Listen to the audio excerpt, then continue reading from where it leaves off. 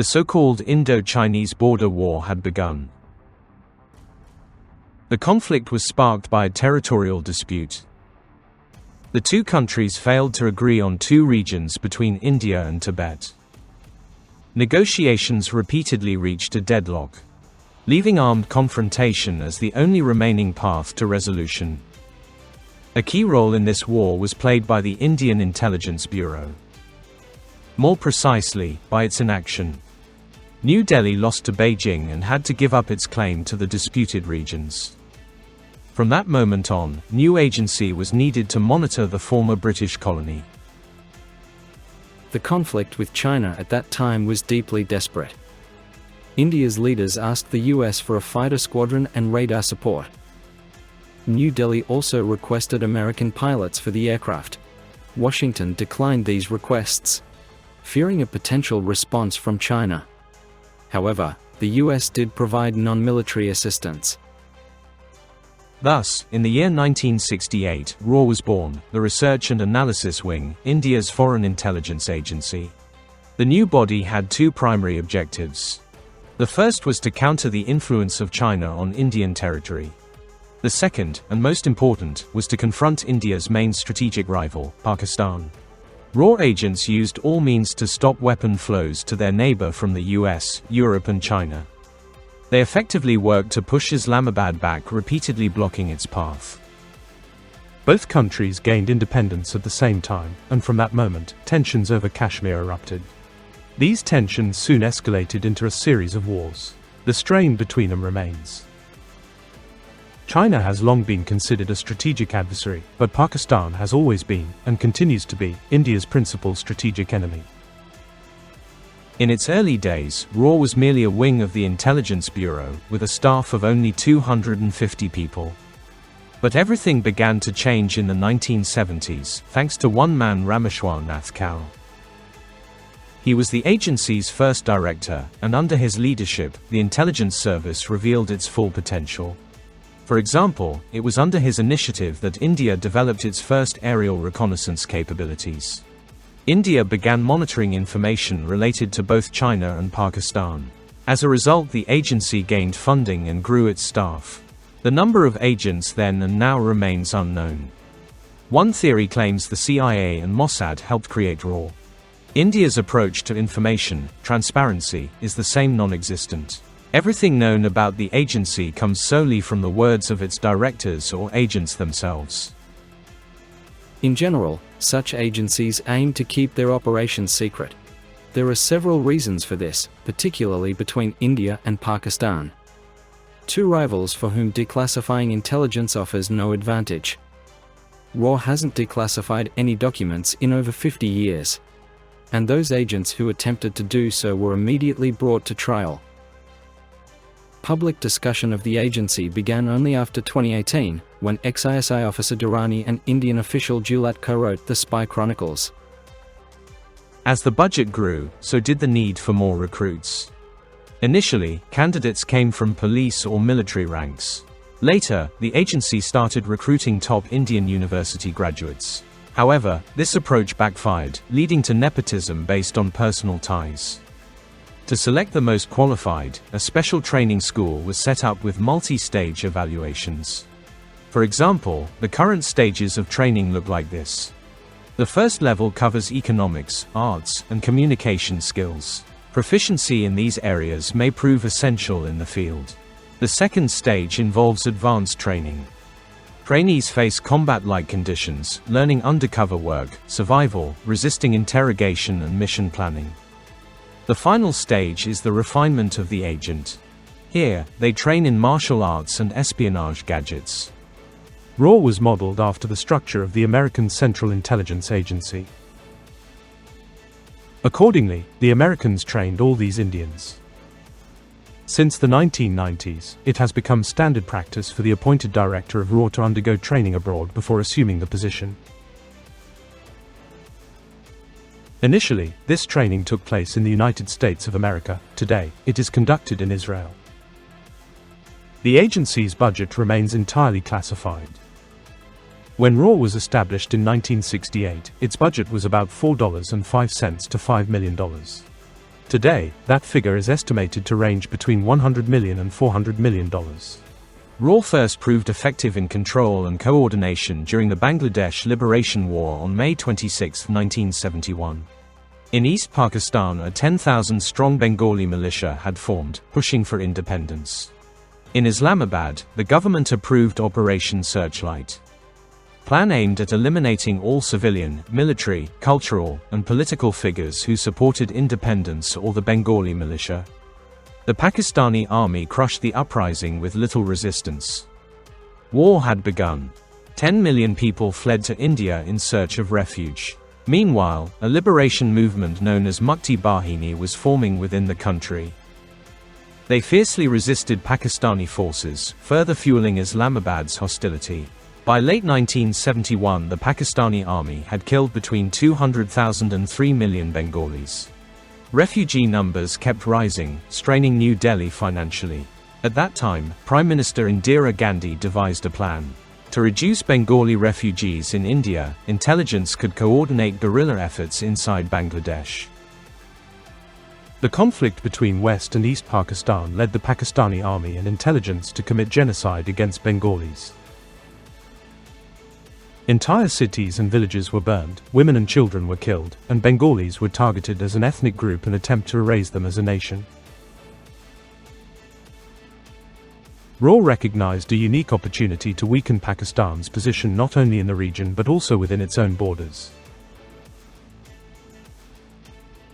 RAW agents helped establish 11 military zones across Bangladesh. These zones were strategically placed deep in jungles, out of the Pakistani army's reach. After each strike, guerrillas retreated into India, under the Indian Army's protection. In an attempt to force New Delhi to withdraw from the Bangladesh conflict, Islamabad began bombing Indian airbases. RAW responded by once again deploying Mukti Bahini. With guerrilla help, Indian forces bypassed Pakistani checkpoints and expelled them from Bangladesh. Islamabad was forced to surrender, and more than 90,000 soldiers were taken prisoner. At the time, it was the largest military capitulation since the Second World War. Within 3 years, RAW again proved its effectiveness, this time inside India.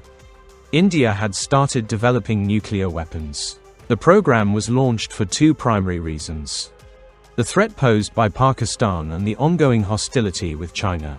Nuclear arms were viewed as a deterrent against potential attacks. The official stance of the Indian government told a different story. We must develop nuclear energy separately from warfare. To be honest, I believe we are obligated to pursue it for peaceful purposes. Of course, as a nation, we may use it otherwise. I hope that we do not have to use these weapons for another purpose. It was this statement that gave the operation its name, Smiling Buddha. When it comes to weapons, they are, by definition, instruments of death, especially weapons of mass destruction. Enemies would use every possible means to sabotage the program and set it back by several years.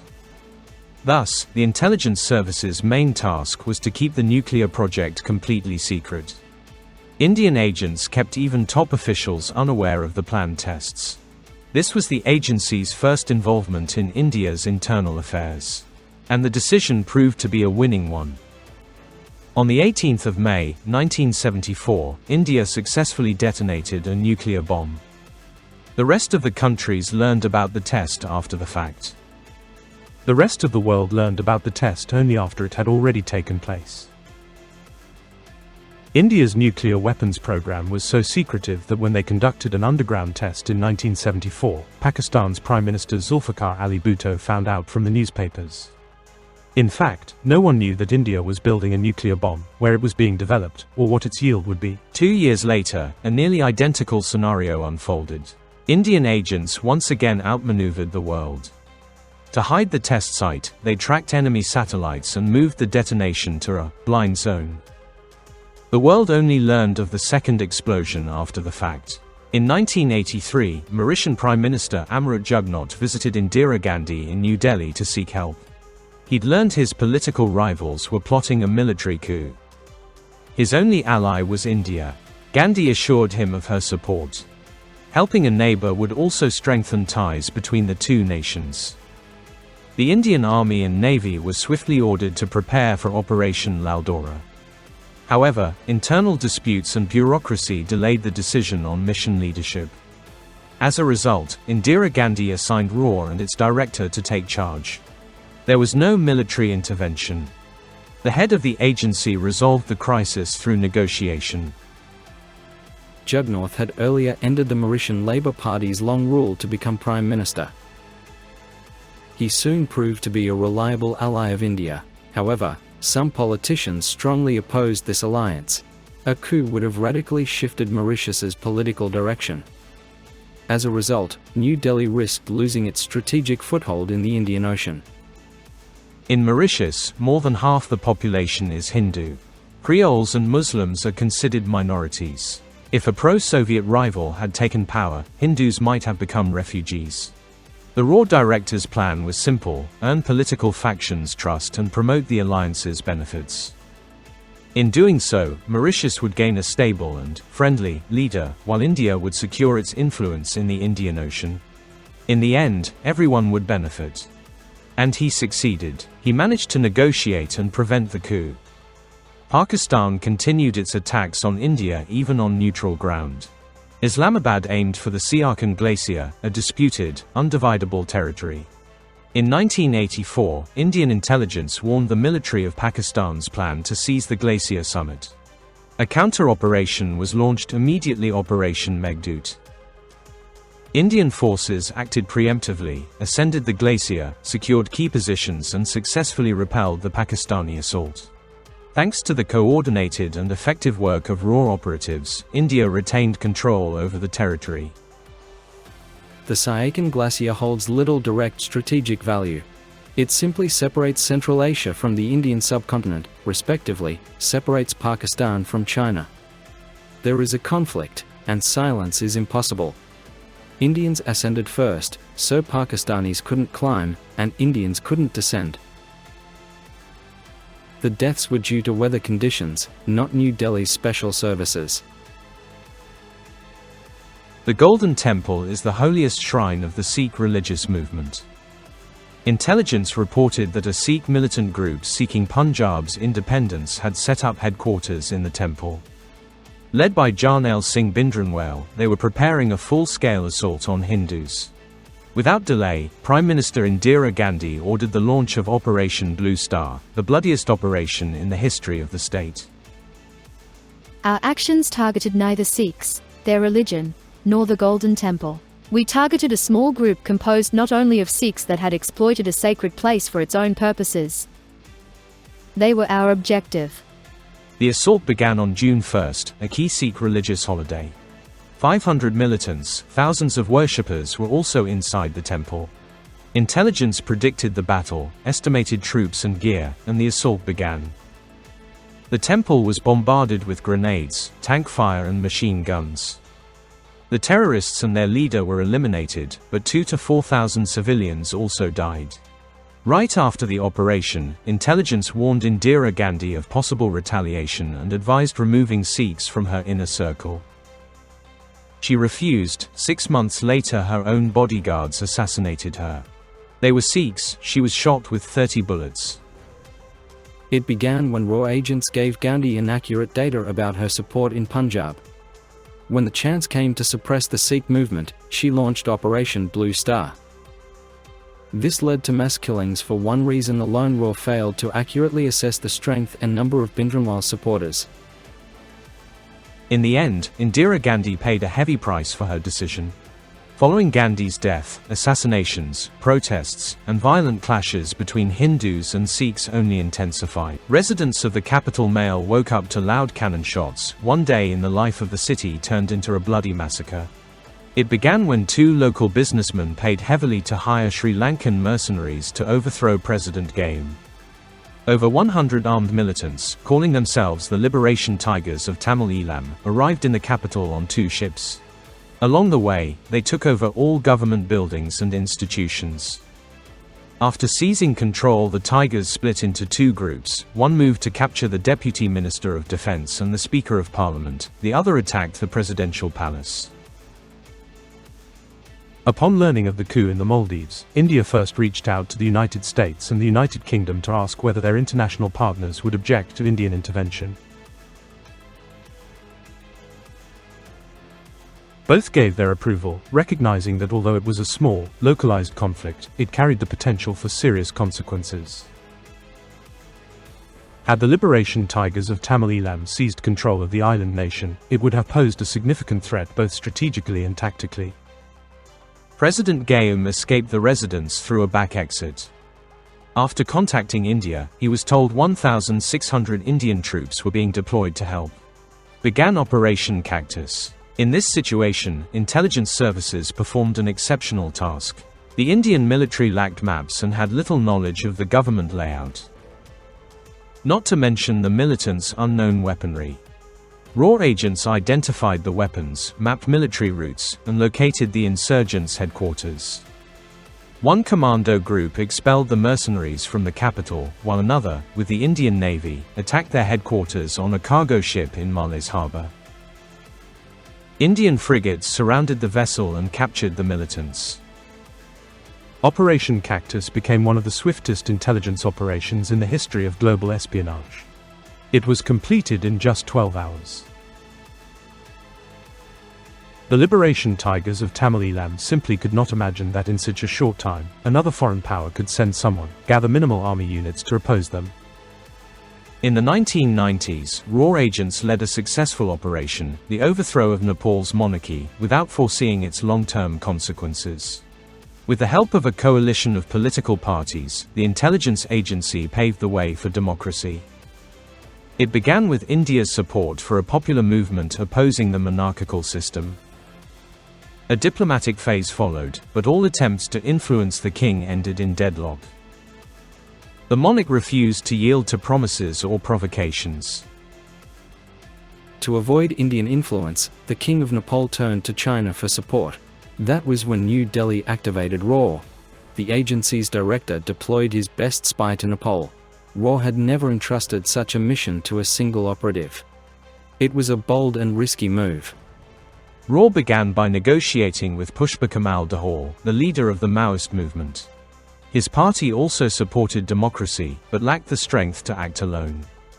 With the help of RAW agents, an uprising was organized. In the year 2001, protesters succeeded. The monarchy was overthrown. China, India's strategic rival, retained its influence in Nepal. For months, the RAW agent urged the Maoist leader to unite with other political factions. Once the monarchy was dismantled, the agent vanished. Nepalese politicians searched for him for a long time, but to no avail. After completing his mission, he vanished, leaving only one message: "Imagine that I never existed." The agency is often criticized for its lack of transparency. It reports only to the Prime Minister, not accountable to India's citizens. It is also accused of lacking consistent growth. RAW is strong in covert operations but weaker in gathering, analysis, assessment. If intelligence had a ranking, RAW would fall somewhere in the middle. It has not yet surpassed that threshold. The agency excels in technical surveillance but struggles with human intelligence. RAW agents excel at investigations but are less effective at prevention. Even such harsh criticism does not deter RAW operatives from doing their job. India faces many strategic adversaries, especially among its neighbors. There is no time to relax or pause for training. They fight and learn simultaneously. And considering that RAW counts the CIA and Mossad among its closest allies, it is impossible to predict just how far Indian intelligence may advance in the coming decades.